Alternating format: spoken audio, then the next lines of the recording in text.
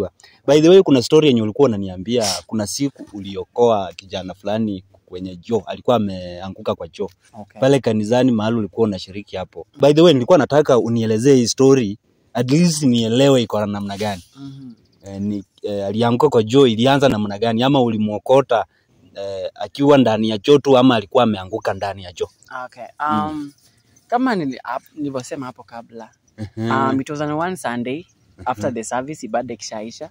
So nikaenda kule washroom kujisaidia. So kuingia mle ndani nikasikia sauti ya mtoto. Na ilitoka like ni kama ako ndani ya choo, ni kama ako outside the building. So at that time sikushikanisha sauti inatokea wapi, but kuingia ndani nikapata like the sound ikawa real. Ikakuwa ile real kabisa, una feel like ako karibu yako. So kuangalia vizuri then nikachungulia ndani ya hiyo choo. Then I saw kwanza niliona kitu kama kitambaa. So kuangalia vizuri, but it was dark, so I had to take my phone. So nikamulika mle ndani. Then I saw a child between the age of 5 years hivi. So I'm telling you, nilikuwa muoga by the way. You can tell washroom inaingianga na watu wengi, you can tell how it looks like. Okay. But niliweka all of that aside. I had to, na nilikuwa nimevalia suit that day by the way. Ulikuwa umechapa suit. Nilikuwa nimevaa suit that day. So with my suit I had to enter inside that toilet and uliingia ndani ya hiyo choo. Pale ndani ya kinyezi yani. Hapo tu niliingia hapo ndani, then I picked the child nikamtoa nje. Hapo so, kutoka hapo then mtoto at that time alikuwa like hajielewi, the mind ni kama alikuwa amelia sana something like that, alafu amekuwa affected with the odor ya hapo ndani. So we have to take him to the hospital. Akafanyiwa first aid kidogo, then after some time regain conscious. Surprisingly after akisha regain conscious sasa ameshakuwa sawa. Alikuwa active than ever. Alikuwa amekuwa active than ever. So he was surprised. Amekuwa active than ever. So the parent, I had to contact the parents. So the parent came and picked the child. But walikuwa surprised because mtu alikuwa na behave too weird. Ako too much active. Okay.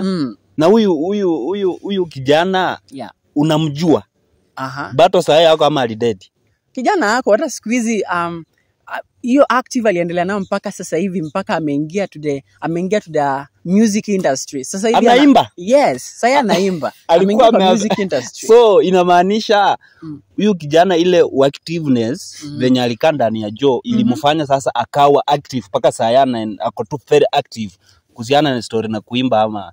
Since that day amekuwa active. So siwezi jua the scenario ama the accident ilimfanya akuwe active aingie kwa kuimba, but since that day amekuwa active mpaka sasa hivi amekuwa active. Sasa hivi ameingia kwa music industry. He can really sing. Kama unaweza enda hapo YouTube ama TikTok, weka tu Easy Boy, utamuona hapo. Unaongelea Easy Boy? Yes. This is the Easy Boy bwana wenye unaongelea bwana. Naona sema is this guy ama ulikuwa ama walikuwa Easy Boy. Kwani hiyo siku ulianguka kwa choo ya kanisa, hapo ndio sasa breakthrough yako ya kwanza kuimba ilianzia ama juu hiyo wakati ulikuwa na 5 years ama huko unajielewa pia wewe? Mimi sijajua kitu kai. Hata kama angenitaja mimi singejua. Sikujua kitu yote kuhusu kai kitambo nilianga kwa choo, sijajua hadi. This minister anasema alikuokota ndani ya choo. So unaona kama sio minister ungededi. Unajua hiyo mavi ingekujoma utete, lakini sasa ulipatika mavi ikakujoma upongo, ukaanza kuwa active. Unaona saa hii unaimba. Kumbe hiyo mavi ndio ilifanya kitu. Bure kasi hiyo mavi saa hii mimi singekuwa saa hii kwa music industry. Ni kama ni mavi ndio ilifanya. Juu saa hii akili yangu ina run faster. Saa hii na think beyond. Unaona?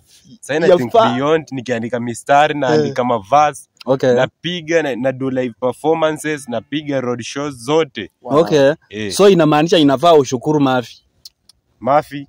Nakushukuru sana. Hii dunia